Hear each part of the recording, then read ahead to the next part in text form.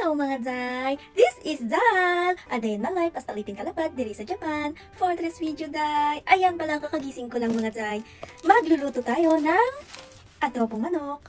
Meron tayong chicken dito, potato, and bawang and sibuyas. Ayan mga Day, umpisahan ko na magayak ng mga gagamitin ko sa adobo. Ayan mga Day, magkagayak na tayo ng bawang at saka sibuyas. Uunahin natin to para magisa na natin yung chicken. Then, ibabalatan natin to mga Day. Mga Day, tapos na tayo magayak ng bawang at sibuyas, kaya magpapainit na tayo ng kawali. Ayan mga Day, hindi ako pinapaiyak ng hapon, pero yung sibuyas na to, pinaiyak niya ako. Ayan mga Day, dahil mainit na yung kawali natin, ilalagay natin yung margarine. Uubusin ko na to mga Day, para masarap siya.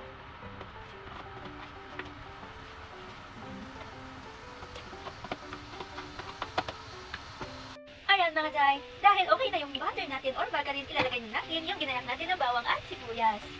Tadaan! Ayan, mix-mix na tayo mga Day. Hintayin lang natin na mag-golden brown siya at ilalagay yung chicken natin. Ayan mga Day, yung gagamitin ko palang chicken adobo ay mga legs part to mga Day. Drumstick ba? Yan o. Drumstick. Napakalagi ito makalaan mga Day. Hinati ko lang at pinride ko. Ngayon naman ay ibahin natin yung pagluto adobo. Ayan. Ayan mga Day, na-golden brown na yung bawang sibuyas natin. Ito ay ilalagay na natin yung chicken. Paubusin ko na ito mga Day. Dami. Mekos-mekos! Ayan mga Day, habang naghihintay tayo na lumambot yung chicken ay maglaga tayo ng itlog dahil adobo ngayong lulutuin natin. Ayan, apat lang ito mga Day, tagdalawa kami ni hapon. Ayan mga Day, dahil malambot na yung chicken, magbabalat na tayo ng potato or tiyagaymo at ilalagay na natin.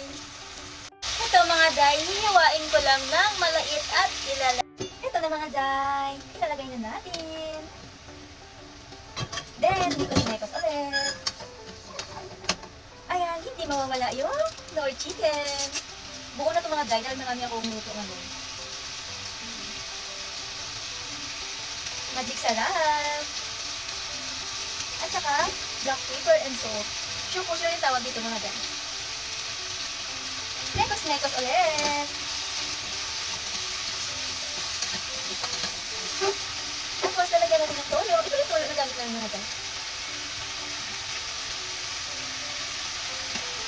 Ayan mga Day! Habang naghihintay tayo na lumambot yung chicken at lahat ng ingredients, magbabalat muna tayo ng itlog. Oh! Itlog na pabilog. Bilog. Oh. Ayan mga Day! Tapos na tayo magbalat ng itlog, ay ilalagay na natin sa adobong manok. Ayan mga Day, nakikita nyo yan? Napakalambot na ng manok. Oh, napakasarap. Ang bango-bango. Ilalagay na natin yung itlog na binalatan natin. Ayan. Then, mikas-mikas saglit at patayin yung apoy. Okay na to.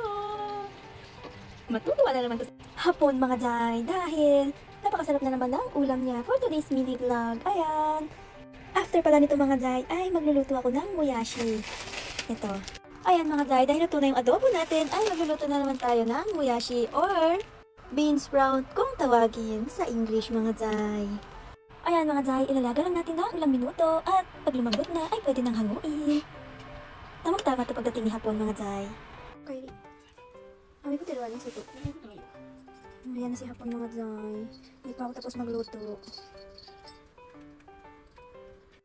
Oh, ada to. Nagdala na naman si hapon.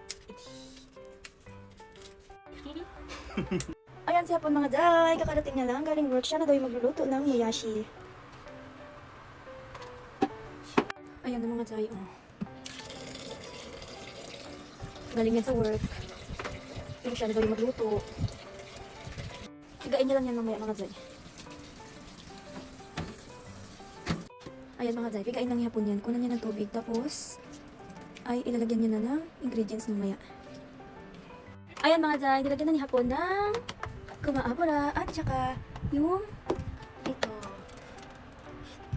Oh, patingman niya din sa akin.